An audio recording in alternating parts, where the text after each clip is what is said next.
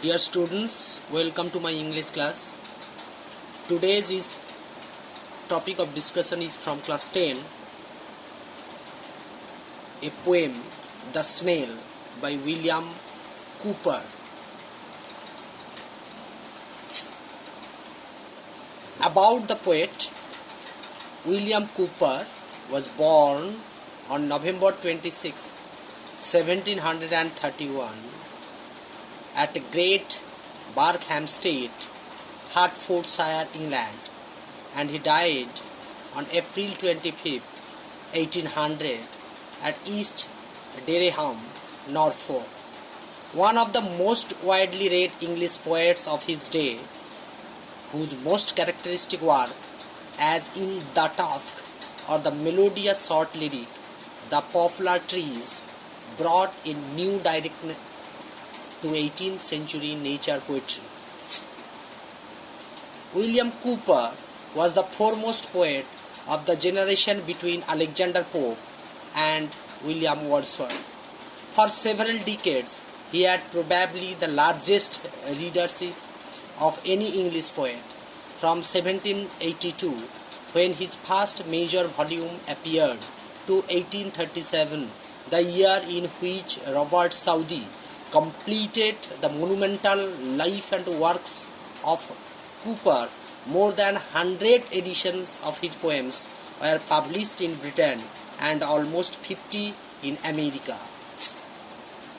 Cooper's immense popularity owed much to his advocacy of religious and humanitarian ideals at a time of widespread evangelical sentiment, manifest as much in the moral zeal of the anti-slavery movement, which he fervently supported, as in the tide of spiritual enthusiasm issuing directly from the Great Revival.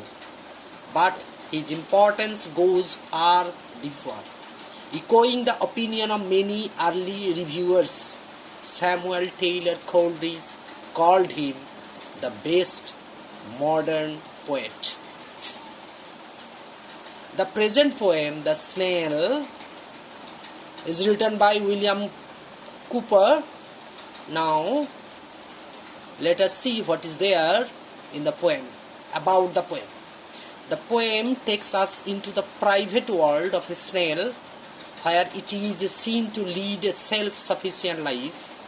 We are allowed to observe in minute detail the small yet self-contained world in which a snail lives. The original poem is this. The poem Snail. Read the text carefully, read the poem and try to grasp the meaning.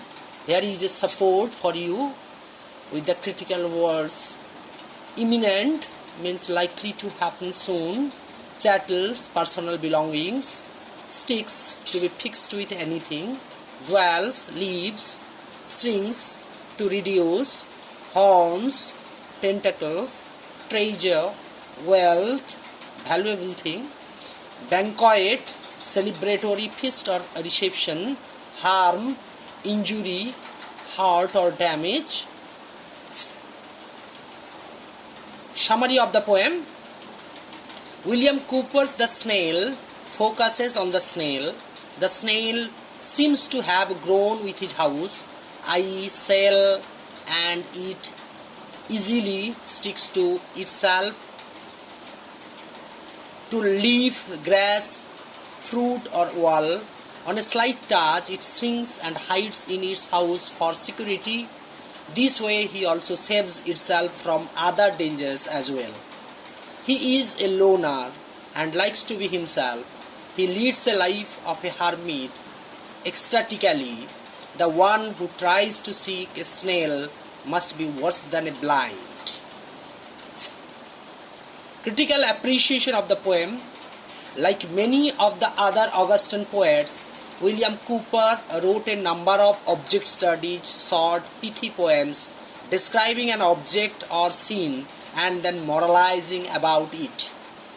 The eye of the poet scrupulously and lovingly and quite musically attends to every detail of the garden snail. The way it clings to the wall as if it were part of the stone, the way it holds up under weather, the way it shrinks back into its shell at the slightest touch. In delicate, brisk, tiptoeing quatrains, each one shaped like a snail, with the little fourth line creeping out, Cooper gives us a perfect, imagistic, still life. Now try to comprehend the poem and answer the questions given as assignment. What does the snail usually stick itself to? What makes the snail well satisfied? When does the snail feed faster? How does a snail seem to grow? What appears as danger to the snail? What shows the snail's self-collecting power? How does the snail live? So thank you. Have a nice day. If you like the video, please like, share and comment. Subscribe this channel to get regular updates. Thank you again.